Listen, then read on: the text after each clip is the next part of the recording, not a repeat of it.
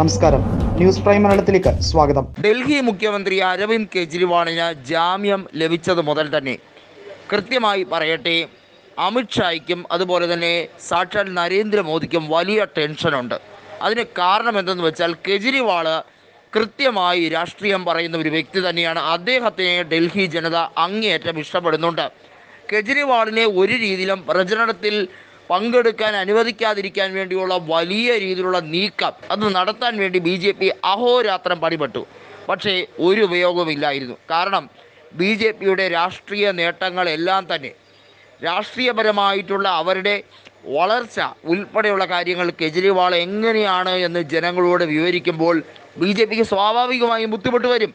അവർക്കറിയാം അവരുടെ വളർച്ച എന്ന് പറയുന്നത് ഏതൊക്കെ രീതിയിലാണ്, ഏതൊക്കെ രീതിയിലുള്ള കമ്മ്യൂണൽ പോളറൈസേഷനാണ് അവർ നടത്തിയിരിക്കുന്നത് എന്നുള്ളത് നരേന്ദ്രമോദിക്കും അമിത്ഷായ്ക്കും അതുപോലെ തന്നെ BJP നേതൃത്വത്തിന് നന്നായി അറിയാം. അതുകൊണ്ട് തന്നെ ഒരു കാരണവശാലും കെജ്രിവാളിനെ പ്രചരണവുമായി ബന്ധപ്പെട്ട കാര്യത്തിൽ അടുപ്പിക്കാതിരിക്കാൻ വേണ്ടിയുള്ള തീവ്രമായ ശ്രമം നടത്തി നോക്കി. പക്ഷേ ഡൽഹിയിൽ നമുക്കറിയാം, മെയ് 25-ാം തീയതിയാണ് വോട്ടെടുപ്പ്. അതിനു മുമ്പ് തന്നെ അദ്ദേഹത്തിന് ജാമ്യം ലഭിക്കുകയും അദ്ദേഹത്തിന് ഈ ഇടക്കാല ജാമ്യം കൊണ്ട് അദ്ദേഹത്തിന് പ്രചരണത്തിന് പങ്കെടുക്കാം എന്ന് ബഹുമാനപ്പെട്ട സുപ്രീം കോടതി പറയുകയും ചെയ്തതോടുകൂടി മോദിയും അമിത്ഷായും ശരിക്കും വെട്ടിലായിരിക്കുകയാണ്. കൃത്യമായി പറയട്ടെ, കെജ്രിവാളിൻ്റെ രാഷ്ട്രീയ നീക്കം എന്ന് പറയുന്നത് ഇനി എല്ലാ രീതിയിലും BJPക്കെതിരെ ഒരു പടയൊരുക്കത്തിന് തന്നെ തയ്യാറായി കഴിഞ്ഞിരിക്കുന്നു. ഇന്ത്യ മുന്നണിക്ക് ഇത് അഭിമാന നിമിഷമാണ്. ഇന്ത്യ മുന്നണി തിരിച്ചു വരുന്നു. അതിശക്തമായി അതിതീവ്രമായ ഒരു മുന്നേറ്റം ഇന്ത്യ മുന്നണിയുടെ ഭാഗത്തു നിന്ന് നടത്താൻ കഴിയുമെന്നുള്ളത് വ്യക്തമായി കഴിഞ്ഞിരിക്കുന്നു. ഡൽഹിയിലെ 7 ലോക്സഭാ സീറ്റുകളുടെ കാര്യം പറഞ്ഞാൽ അതിൽ 4 ആം ആദ്മി പാർട്ടിയും 3 കോൺഗ്രസുമാണ് മത്സരിക്കുന്നത്. കോൺഗ്രസ്സിന് ഇത്തവണ വിജയം നേടാൻ കഴിയുന്ന നിരവധി സീറ്റുകളുണ്ട്. പ്രത്യേകിച്ചും കനയ്യകുമാർ മത്സരിക്കുന്നു എന്നുള്ളത് കോൺഗ്രസിൻ്റെ ഏറ്റവും വലിയ അഭിമാനകരമായ നിമിഷം തന്നെയാണ്.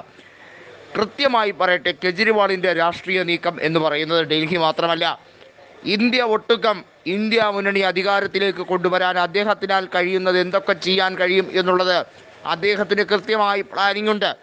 അത് BJP നേതൃത്വത്തിന് നന്നായി അറിയാവുന്നത് കൊണ്ടാണ് BJP എല്ലാ രീതിയിലും കെജ്രിവാളിൻ്റെ വളർച്ചയെയും കെജ്രിവാളിൻ്റെ ഓരോ രീതിയിലുള്ള നീക്കത്തെയും സസൂക്ഷ്മം നിരീക്ഷിച്ചുകൊണ്ട് തടയാൻ ശ്രമിക്കുന്നത്. ഒരു വാഗണർ കാറിൽ മാത്രമേ ഞാൻ രാഷ്ട്രീയ ജീവിതത്തിൽ മുഴുവൻ സേവനം അനുഷ്ഠിക്കാൻ വേണ്ടി യാത്ര ചെയ്യൂ എന്ന് പറഞ്ഞ അതേ കെജ്രിവാൾ ഇപ്പോൾ എന്തുകൊണ്ട് ജെറ്റ് വിമാനത്തിലും ഫ്ലൈറ്റിലും യാത്ര ചെയ്യുന്നതാണ് BJPയുടെ ചോദ്യം. അതെന്താ, BJPക്കാർക്ക് മാത്രമേ ഈ രീതിയിൽ നടക്കാൻ പറ്റുകയുള്ളൂ?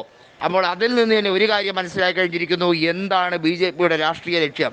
അവർക്ക് മാത്രമേ രാഷ്ട്രത്തിൽ വലിയ രീതിയിൽ വിലസി നടക്കാവൂ എന്ന സന്ദേശം, മറ്റുള്ള നേതാക്കളൊക്കെ പഞ്ചപുച്ഛ മടക്കി നിൽക്കണം എന്നുള്ള ധാർഷ്ട്യം, ഈ ധാർഷ്ട്യ മനോഭാവത്തിന്, ഈ ജനാധിപത്യ വിരുദ്ധതയ്ക്കെതിരെയുള്ള പടനീക്കമാണ് ഇന്ത്യ മുന്നണിയുടേത്.